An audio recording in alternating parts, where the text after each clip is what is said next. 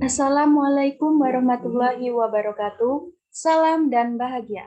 Di sini, izinkan kami dari kelompok 10 mempresentasikan mengenai materi bahan ajar IPA SD, yang mana beranggotakan saya sendiri, Margianti Palupi, Nova Dwi Irawan, dan Asminatun Budiah.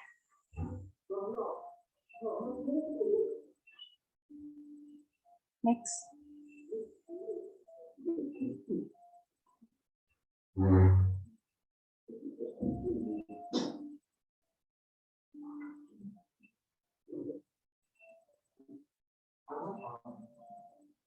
cakupan materi berikut ini adalah cakupan materi yang akan kami bahas. Yang pertama ada bahan ajar, yang kedua macam-macam bahan ajar, yang ketiga peran bahan ajar, yang keempat isi bahan ajar, yang kelima fungsi, keuntungan, dan kekurangan bahan ajar, dan yang terakhir penyusunan dari bahan ajar. Next. Bahan ajar. Menurut Lestari, tahun 2013, bahan ajar itu adalah seperangkat materi pelajaran yang mana mengacu pada kurikulum yang digunakan dalam rangka mencapai kompetensi dan kompetensi dasar yang telah ditentukan. Sedangkan menurut Kurniasih dan Sani, tahun 2014, bahan ajar itu adalah segala bentuk bahan berupa seperangkat materi yang mana disusun secara sistematis untuk membantu siswa dan guru dalam melaksanakan kegiatan pembelajaran dan memungkinkan peserta didik untuk belajar. Maka dari beberapa pendapat tersebut, dapat kami simpulkan bahwa bahan ajar itu adalah seperangkat sarana atau alat pembelajaran yang mana berisikan materi yang tersusun secara sistematis dan menarik dalam rangka mencapai tujuan yang diharapkan. Next. Nah, sebuah bahan ajar itu yang baik akan mencakup hal-hal sebagai berikut. Yang pertama, ada petunjuk belajar, yaitu bagi guru dan bagi siswa. Yang kedua itu ada kompetensi yang ingin dicapai. Yang ketiga ada informasi pendukung.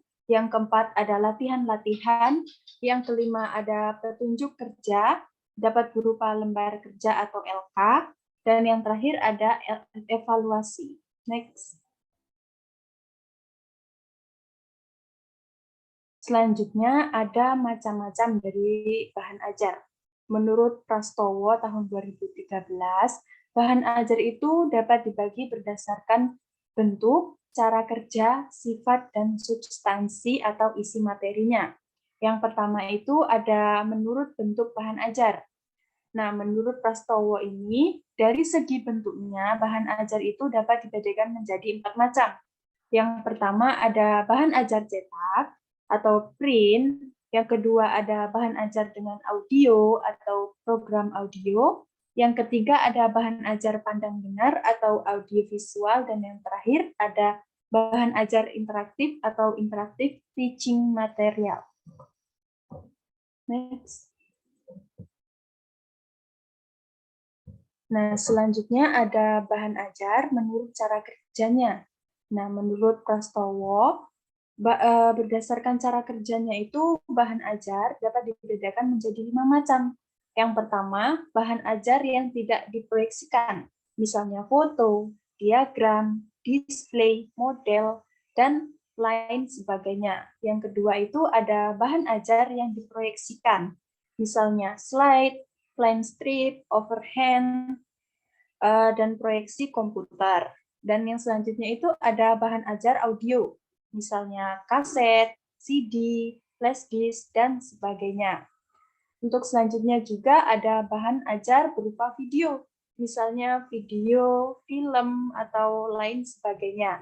Dan yang terakhir itu ada bahan media komputer, misalnya computer mediated instruction atau CMI, dan komputer based multimedia dan hypermedia. Next.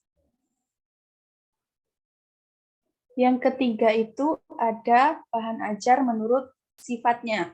Nah, jika dilihat dari sifatnya, menurut Prastowo sendiri, maka bahan ajar itu dapat dikelompokkan menjadi 4.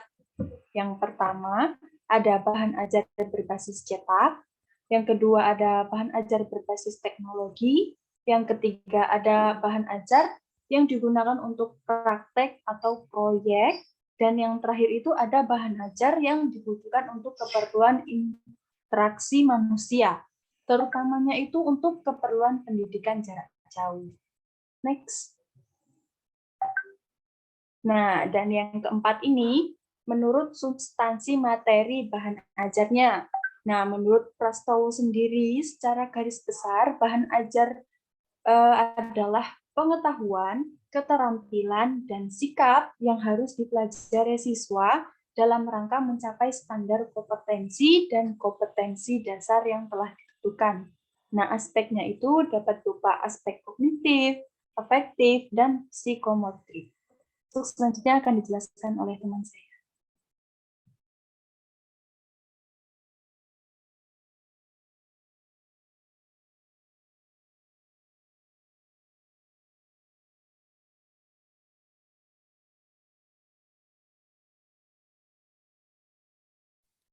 Baik, selanjutnya akan dijelaskan oleh saya sendiri. Dalam pembelajaran IPA terdapat dua bentuk bahan ajar, yaitu modul dan LKS menurut Kumala tahun 2016. Yang pertama adalah modul IPA. Modul adalah seperangkat bahan ajar yang disajikan secara sistematis sehingga pembacanya dapat belajar dengan atau tanpa seorang guru atau fasilitator. Dalam pembelajaran IPA ini diharapkan modul mampu mengakomodasi kegiatan siswa berupa kegiatan mencari dan mengamati suatu materi untuk mengembangkan kemampuan berpikir siswa. Lalu untuk menulis modul dapat dilakukan dengan beberapa tahapan sebagai berikut. Yang pertama itu adalah perumusan kompetensi yang harus dikuasai. Kompetensi yang akan dicapai adalah kompetensi yang hendak dimiliki oleh siswa setelah siswa tersebut berhasil menyelesaikan modul tersebut. Yang kedua adalah menentukan alat penilaian. Sistem evaluasi yang digunakan juga disesuaikan dengan penguasaan kompetensi yang akan dicapai. Yang ketiga adalah penyusunan materi. Materi modul tidak harus ditulis seluruhnya. Dapat saja dalam modul itu ditunjukkan referensi yang dapat dirujuk oleh siswa sebagai bahan bacaan. Yang keempat adalah urutan pembelajaran. Urutan pembelajaran dalam modul diberikan petunjuk bagi pembacanya, di mana dalam petunjuk tersebut diarahkan kepada hal-hal yang harus dikerjakan dan tidak boleh dikerjakan oleh siswa. Sehingga siswa dapat belajar secara mandiri tanpa ada panduan guru selama proses pembelajaran.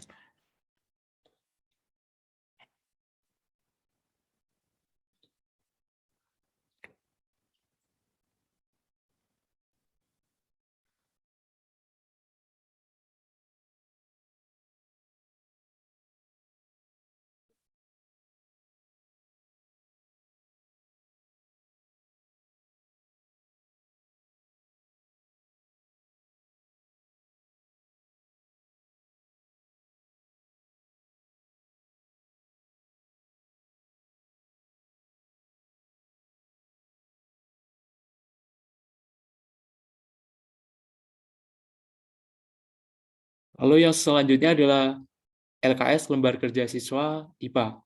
LKS merupakan lembaran yang berisikan kegiatan-kegiatan siswa selama proses pembelajaran. LKS itu memiliki peran dalam pembentukan sikap, pengetahuan, maupun keterampilan siswa. Secara umum, LKS memiliki fungsi sebagai berikut.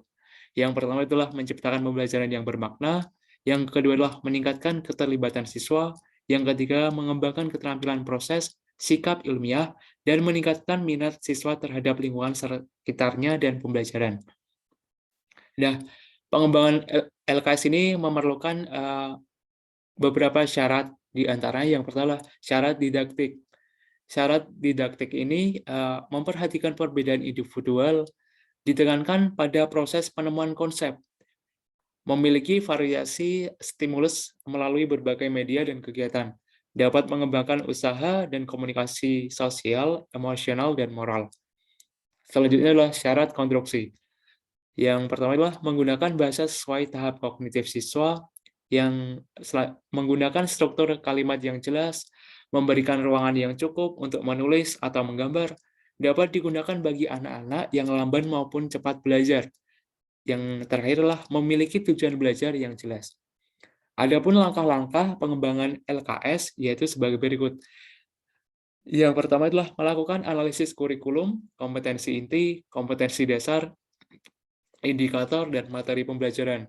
Yang kedua, menulis langkah kegiatan dan pertanyaan yang disesuaikan dengan indikator. Kemudian selanjutnya, berikut ini adalah alternatif pengemasan bahan ajar dalam bentuk lembar kerja siswa oleh Amin dan kawan-kawan tahun 2006.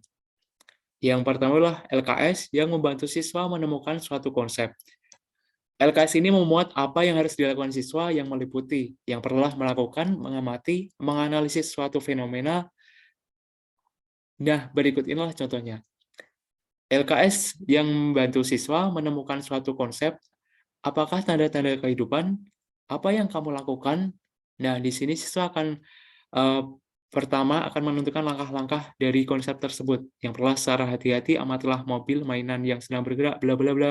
Yang kedua, sekarang amatilah ikan. Nah, di situ siswa akan menemukan konsep bagaimana tanda-tanda kehidupan.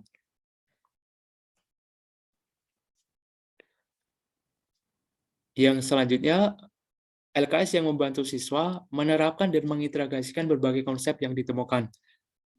Dalam pembelajaran, setelah siswa berhasil menemukan konsep, siswa selanjutnya dilatih untuk menerapkan konsep yang telah dipelajari tersebut dalam kehidupan sehari-harinya.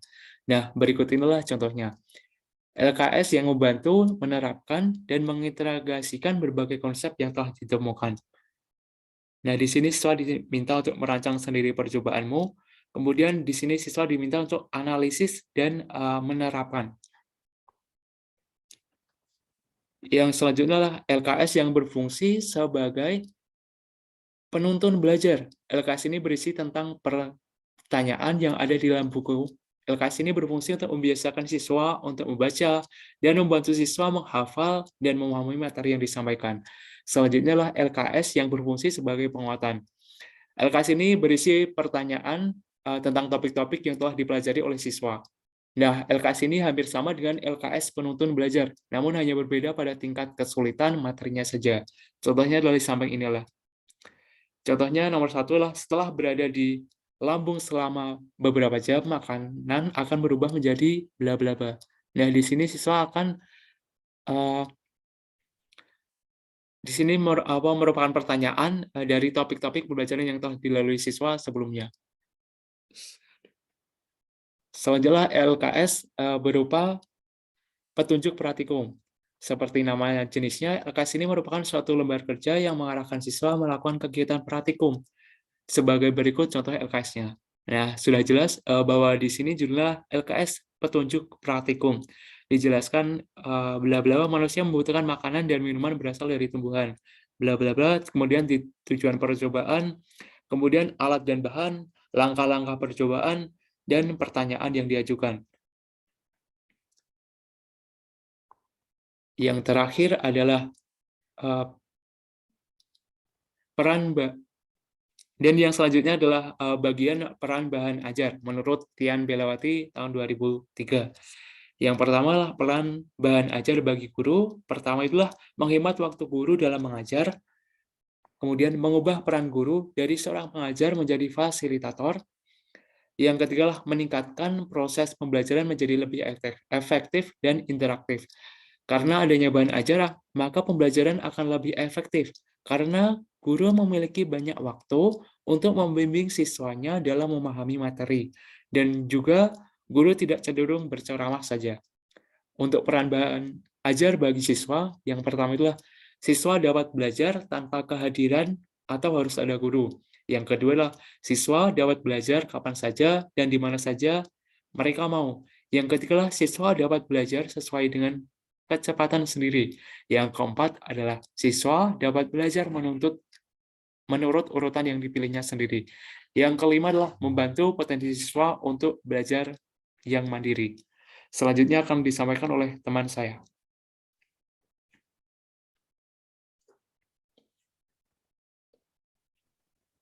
Yang selanjutnya yaitu isi bahan ajar. Isi Isi bahan ajar menurut Andi Prastowo yaitu ada pengetahuan. Dalam pengajarannya, pengetahuan meliputi fakta, konsep, prinsip, dan prosedur. Fakta adalah segala hal yang berwujud kenyataan dan kebenaran, meliputi nama objek, peristiwa alam, nama tempat, dan lainnya. Konsep yaitu segala hal yang berwujud pengertian-pengertian baru yang bisa timbul dan dari hasil pemikiran, meliputi definisi, pengertian, hakikat, dan lainnya. Yang ketiga, prinsip, yaitu hal-hal utama, pokok, dan memiliki posisi terpenting, meliputi rumus, dalil, serta hubungan antara konsep yang menggambarkan hubungan sebab akibat. Yang selanjutnya yaitu prosedur, yaitu langkah-langkah sistematis atau berurutan dalam mengerjakan suatu aktivitas dan kronologi suatu sistem. Yang kedua ada sikap atau nilai. Bahan ajar untuk sikap atau nilai bahan ajar untuk pembelajaran yang berkenan dengan sikap ilmiah. Bahan ajar jenis sikapnya yaitu meliputi nilai-nilai kebersamaan, nilai kejujuran, nilai kasih sayang, nilai tolong-menolong, nilai semangat kerja, dan bersedia menerima pendapat orang lain. Yang ketiga, keterampilan. Keterampilan merupakan materi atau bahan pembelajaran yang berhubungan dengan kemampuan mengembangkan ide, memilih, menggunakan bahan, dan menggunakan peralatan dan teknik kerja. Next.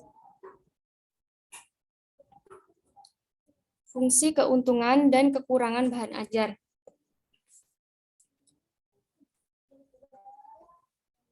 Secara garis besar, bahan ajar memiliki fungsi yang berbeda baik untuk guru maupun siswa. Adapun fungsi bahan ajar untuk guru, yaitu 1. Untuk mengarahkan semua aktivitas guru dalam proses pembelajaran, sekaligus merupakan substansi kompetensi yang seharusnya diajarkan kepada siswa. Yang kedua, sebagai alat evaluasi pencapaian hasil pembelajaran. Fungsi bahan ajar menurut M. Arwi Suparman, yang pertama yaitu untuk mengarahkan semua aktivitas guru dalam proses pembelajaran sekaligus merupakan substansi kompetensi yang seharusnya diajarkan pada siswa. Yang kedua, sebagai alat evaluasi pencapaian hasil pembelajaran. Next. Keuntungan bahan ajar menurut M. Alwi Suparman. Yang pertama, biaya pembelajaran efisien karena dapat diikuti oleh sejumlah besar siswa. Yang kedua, siswa dapat maju menurut kecepatan mereka masing-masing. Yang ketiga, bahan ajar dapat direview dan direvisi setiap saat dan bertahap untuk meningkatkan efektivitasnya. Yang keempat, siswa dapat umpan balik secara teratur dalam proses belajarnya. Next. Kekurangan bahan ajar menurut M. Alwi Suparman. Yang pertama, biaya pembangunan tinggi, biaya pengembangannya tinggi. Yang kedua, waktu pengembangan lama.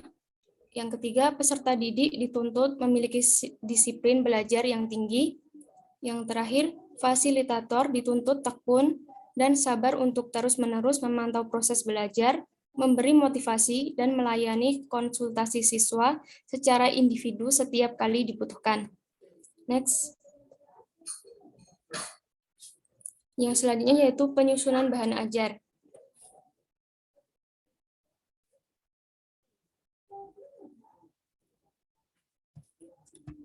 Penyusunan bahan ajar secara umum dapat dilakukan melalui 3 cara, yaitu menulis sendiri, mengemas kembali informasi atau teks, dan penataan informasi, menurut Ahmad Sudrajat.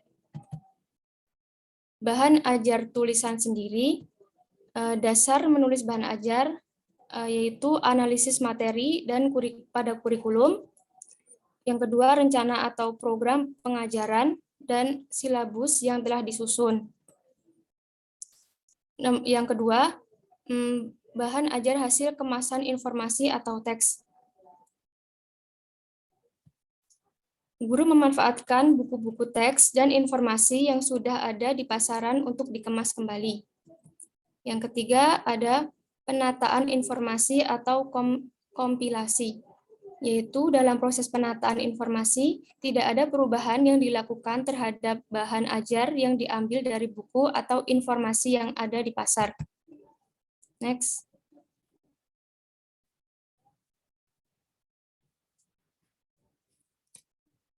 Kesimpulannya, berdasarkan pembahasan yang telah diperoleh mengenai bahan ajar, dapat dipahami bahwa bahan ajar adalah salah satu bagian yang sangat penting dalam proses pembelajaran, khususnya pembelajaran IPA di sekolah dasar, dan merupakan salah satu bagian dari sumber ajar yang dapat diartikan sesuatu yang mana mengandung pesan pembelajaran yang baik, yang bersifat khusus maupun umum, yang dapat dimanfaatkan untuk kepentingan pembelajaran.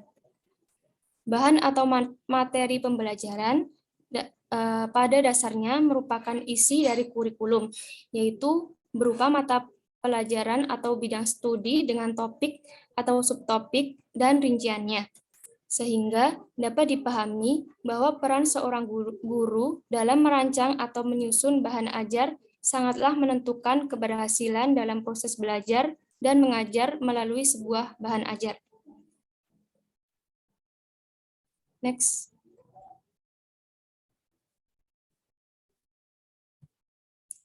Ini daftar pustaka yang kami gunakan.